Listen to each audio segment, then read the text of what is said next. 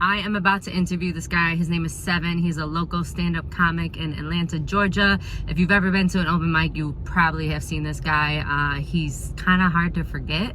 And he's a cool dude, and I'm sure he has an interesting story. So I wanted to interview him. Hopefully y'all will enjoy it as much as I did. Subscribe, like, do all that shit, you know? Thank you. How'd it go? Awful. Awful? Yeah. What's wrong? What do you mean? I didn't get any laughs. I wasn't funny. I wasn't on point. I was not sharp. I was shit. I got to work on it. I got another show to do. Let's go. She's doing a documentary on me. So let me tell you what I do in my fucking life. I live every fucking day like it's my last day alive. Every fucking day. I wake up, I take my fucking vitamins, I put on my fucking outfit, and I go out into the fucking world. And I don't back down from jack fucking shit. I don't care if people are talking shit about me. I don't care if people are fucking mad at me. I live my fucking life the way I want to live my fucking life. God bless you all. God bless America. Thank you. All right. There we go. Comfy? Much better, yes. All right. So, where should we start? Can you just give me the basics? Who the fuck are you? What's your name? My name is Seven Holmes. And what number name is that for you? Oh God, probably 30, maybe 40th. I've had a million names in my life. Yeah, it's comedian coming up to the stage. Y'all are gonna love him. Everybody put your hands together for Seven.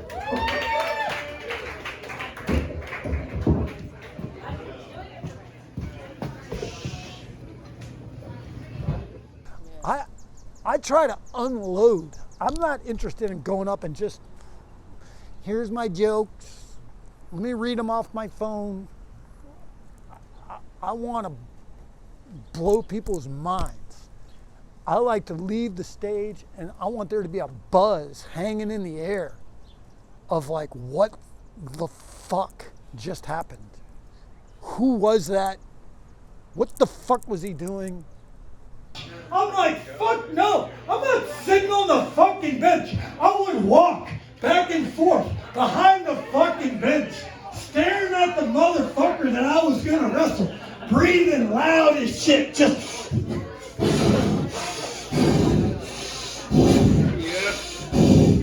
Then I would slowly start to fucking growl.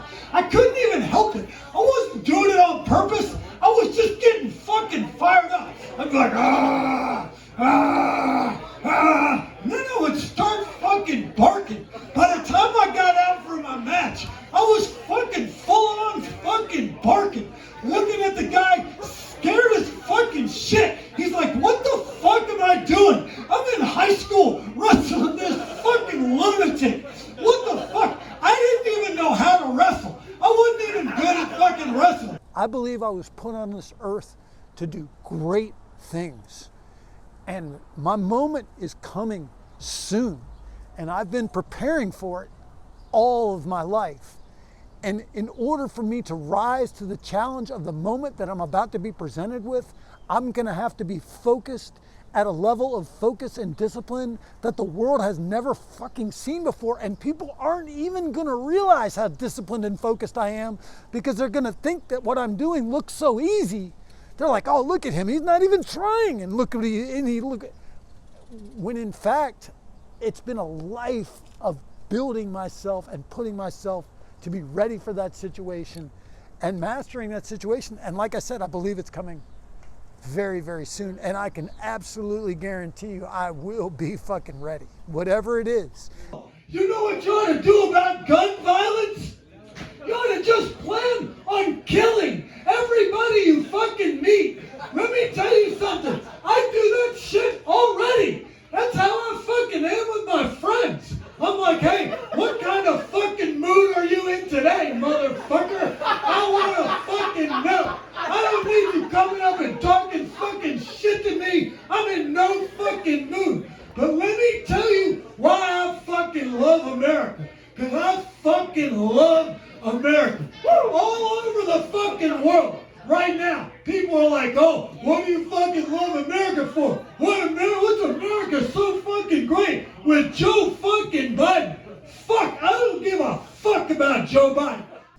You know, getting booked in a show is not a critical thing to me. My success will come from recognition of my peers, not from who books me or doesn't. I book myself. If I feel like going to a show, I do it. If I don't, I don't. I go where I want, when I want. I don't have any preset time to be anywhere or do anything. I do it what I want. Now, I want to be mentioned in every single conversation of the greatest comics who ever lived. And I don't think that you're ever going to find somebody who's universally recognized, but I think that you can find a lot of people that would be like, God damn, that fucking guy brought it every time. So this is what you're going to do? Yeah. For the rest. Keep walking. You gotta sign up. Well, I don't think the list is out yet. You gotta get your name. Huh? Yeah, do you feel like a superstar? No, I'll tell you what I do feel like. Yeah? What do you feel like? An idiot. Good. For a lot of my life, my time has been spent reliving the mistakes that I've made in my life, and that has caused me tremendous, I think, sadness, and I just got tired of that. You know, I got tired of feeling bad about myself and feeling bad about my life, and I just decided I was gonna, whatever happened the day before, I was just gonna put it behind me and move on and start the next day like it was brand new. And it has made my life much better ever since I've started doing that. And that was years ago. Started doing that years ago, and from that, I can look at that time period and see a huge improvement in my life. What spurred that? I mean, was it like a religious text? Was it a specific incident? No, it was just a culmination of everything that's ever happened. You may not have even lived through it, but the country went through a severe financial crisis. I experienced that very bluntly. Are you talking 2008? Around 2008, people say 2008, but it really kind of started with the Gulf War. When we invaded Iraq, the economy fell off the side of a cliff, and then of course in 2008 it got even worse. But prior to that, things were very, very bad for a while, and I was suffering as a result of all those things, and I just decided I had more control over my life than I was allowing myself. And once I took control over my life, things started to get much, much better. No, the best way I can describe Seven is sometimes I don't even think he's real. I just think he's just like a spirit just in the comedy world, just, you know, floating, giving people inspiration and shit. Everyone always thought of me as such a strong person and thought of me as really in a lot of ways, not, you know, just almost like invincible, you know, just an unstoppable, overwhelming physical force, presence, when in fact I was having just a lot of internal struggles with who I was and, you know, what I had done in my life, even if they weren't, you know, I would beat myself up for the tiniest little thing for days, weeks, years.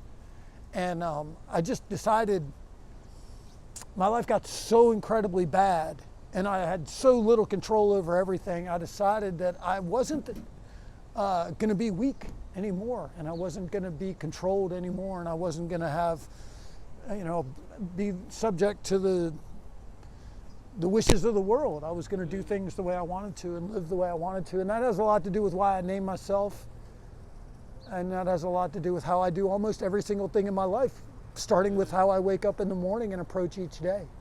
Every single fucking woman I've ever dated in my life wants a fucking dog. And let me tell you something, you better not get that fucking dog unless you want a fucking dog. You are gonna pay for that fucking dog. You are gonna train that fucking dog. You are gonna feed that fucking dog. You are gonna walk that fucking dog. You're gonna take that fucking dog to the vet. Even if you want the dog to fucking die, you're gonna take that dog to the fucking vet. You're gonna do everything but name that fucking dog. It's the only thing you're not allowed to do. You're not allowed to name that fucking dog. You can own that fucking dog. You can walk that fucking dog. And let me assure you something. When the relationship is over, that is your fucking dog. For 11 fucking years, I walked around my neighborhood. I was like, yeah, that's right, motherfuckers. This is my fucking Shih Tzu. I got a fucking Shih Tzu. I wanted a fucking Shih Tzu. What the fuck are you gonna do about it? Yeah, his name is Prince Fluffy. That's right. I fucking named him Prince fucking Fluffy. It was my dream ever since I was a little fucking kid to have a Shih Tzu named Prince fucking Fluffy. Just be you, no matter who the fuck is sitting down. You know what I mean? Could be a pregnant lady. It could be two dudes with suicide vests on. You'd be like, America, fuck yeah! And you'll just keep doing your shit. But you know, people might, I think, guesstimate what your intentions are. You know, with comedy. You know, who the fuck knows really with anybody? But like that day, I really got to see like how much you really gave a shit about comedy. My goal was to get on television, to be famous, to be the best comic in the world, period. Right off the bat. And then in order to do that, initially, I was constantly talking to either other comics or club owners or bookers, people who I believed knew a lot about the industry, and I asked them what I should do. They told me, and I did exactly what they said. I wore what they told me to wear. I said what they told me to say. I used the content that they told me to use. I used language they told me to use. Whatever I was told, I held the microphone the way they told me to hold the microphone. I did everything the way I was told to do. And what I found out, I rose quickly. I became an MC. It was a very different business back then, but I became an MC, then I became a feature. And I was opening for some pretty big name people right away, and was experiencing success, but I also realized that success was very limited because without a TV credit, I could never be where the people that I was opening for were. I would never become them. I was just going to be their opener forever, and that's kind of where I was, and I didn't like that. I thought this is as far as I'm going to get listening to what other people told me to do. So I decided if I was ever really going to be my best, the only way to do that was to start being myself. And I started trying to do that on stage as the way I was booked, and I got in big trouble. And the bookers and the club owners would either call me the next day or pull me in the office that night. And they'd be like, what the fuck are you doing? You Even if can't. It did well? Did it do well? Oh, yeah, of course. It did great. It did great. But they didn't care that it did great. And not only did they not care, I wasn't the headliner. So because I wasn't the headliner would be sitting there watching me do what I was doing and would be going berserk and be like, what the fuck is this guy doing? There's no way I can go up and fucking follow this train wreck of what this guy is doing to this audience. Seven. You could tell Seven's lived 6 other lives before. And that's how he got that name. He's lived and died multiple times already. And we get to enjoy, this iteration of that spirit, man. As lively as he goddamn is. An American icon. Motherfucking 7. I'm so unattached to the world. I could jump in my Jeep right now, drive across the country, and tomorrow would be almost zero different from today. I lived in my car for 8 years. I lived in a bus station for 3. I lived under a bridge for 1. But all those things gave me a lot of freedom. I mean, I had a lot of freedom. I was working during that whole time. I had money. I didn't have any rent due. There were moments where it was uncomfortable. When I moved into my Jeep, I moved from a 3-bedroom house to a hotel to an apartment to my Jeep. And my amount of stuff that I had got smaller and smaller and smaller. And when I moved into my Jeep, I had almost nothing, but still enough to fill my Jeep. By the time I left my Jeep, I had almost nothing in it. I had learned how to live comfortably with nothing. And that, all those things are things I had to learn. Nobody was teaching me, you know, how to live in my Jeep. Nobody was teaching me how to live with few things. And I'm proud of myself for that. It has a lot to do with how I am now, because even now I have a place, but I don't buy furniture. I don't buy anything unless something is absolutely essential to my life. I don't buy it. How'd it go? Horrible. Absolutely horrible. What is horrible? I didn't get one laugh. I didn't say any things I wanted to say. I never can remember shit. I'm up there just ranting like a psychopath. You'd never know completely who you are. You're always well ahead of where you visualize yourself. Wherever you think you are, you're actually 100,000 miles ahead of that. You just only realize who you were. You don't even realize who you actually are anymore. So for me, you know, I know that I still have, even from where I am now, I have a long way to go to get to where I want to be. He's a great guy. It's like, he's the hardest working individual I know. So he's also the realest motherfucker. Like, this motherfucker will go on stage, tell it how the fucking is. That's how it is. I'm not finished. I'm not a finished product. I don't feel 100% ready to be presented to the world yet.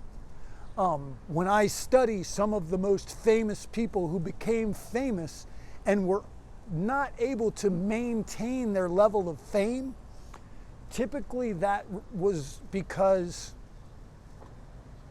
they weren't seasoned enough, they weren't polished enough, they got successful earlier than they were ready to, and they weren't able to sustain that level of success because either, like if it was a comic, you can see that in comedy a lot.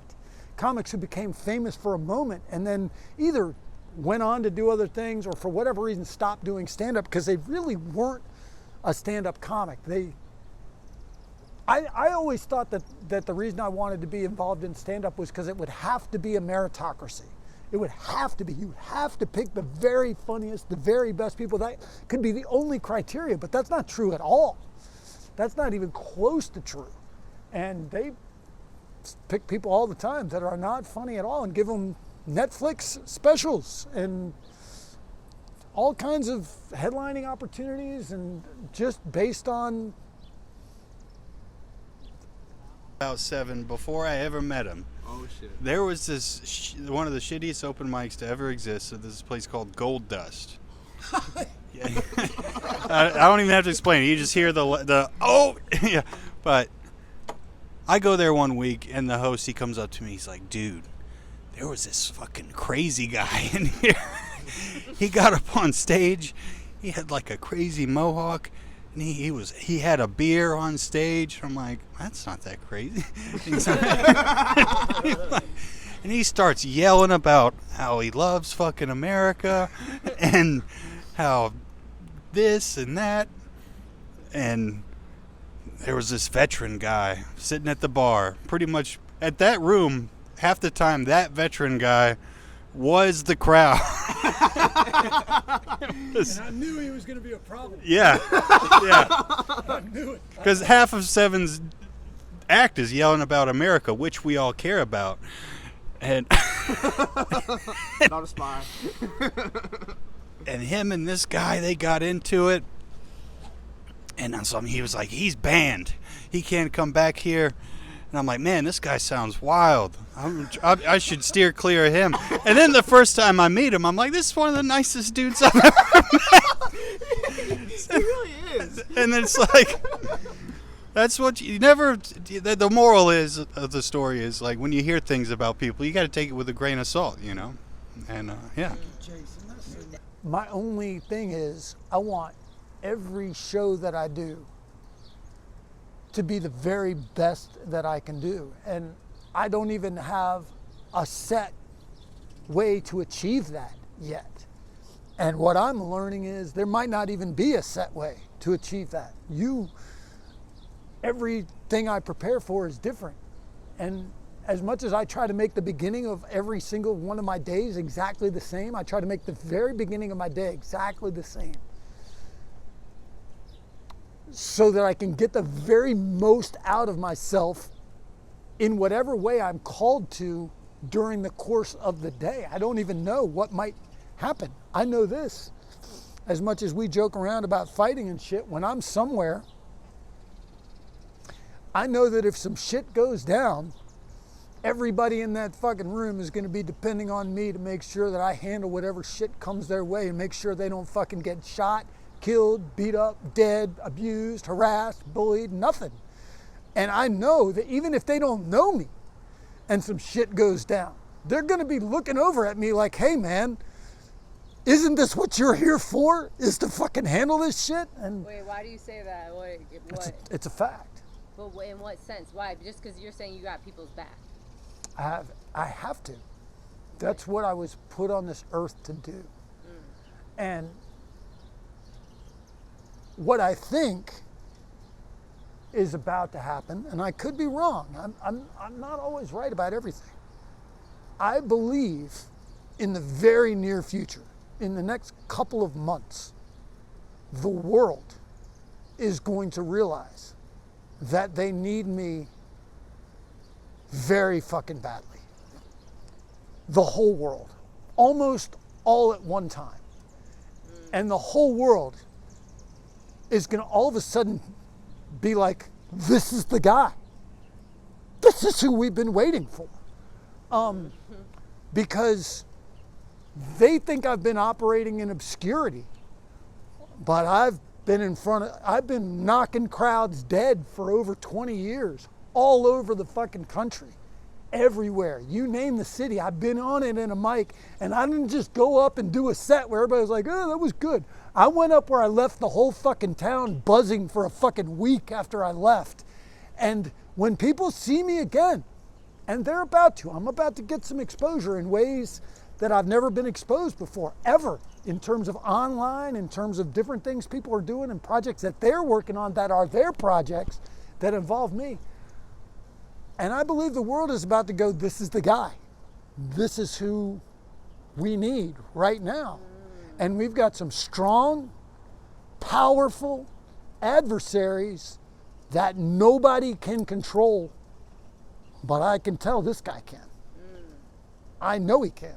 And the fact of the matter is I can. I mean, as much as I joke around with you about it, that's what I was designed to do. That was what I was put on this earth to do, is to take the biggest, baddest, meanest motherfucker in the room and put him in their place.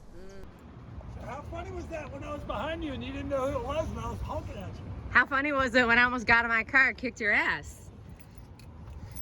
Was it funny then? Now that would have been funny, because I don't think that's how that would have gone.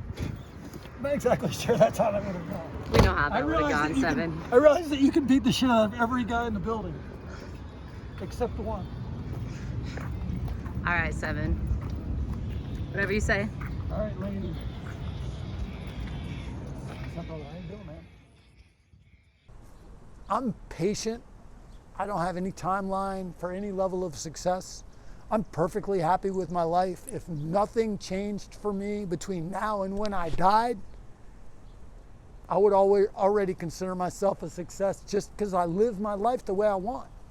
And nobody can control what I do, what I say, where I go. Nothing. And I don't owe anybody anything. I have a clear conscience. If things happen beyond where I am now, that'll be a bonus. But I've walked out of numerous rooms, people chanting my fucking name over and over again. And I can honestly say it does not get any better than that. There is nothing better. I've had crowds chant my name as I'm being introduced. And I've had them chant my name as I'm leaving. And it's amazing. And that's the success that I want to experience. And I'm already in the midst of it. So anything else would just be on top of that.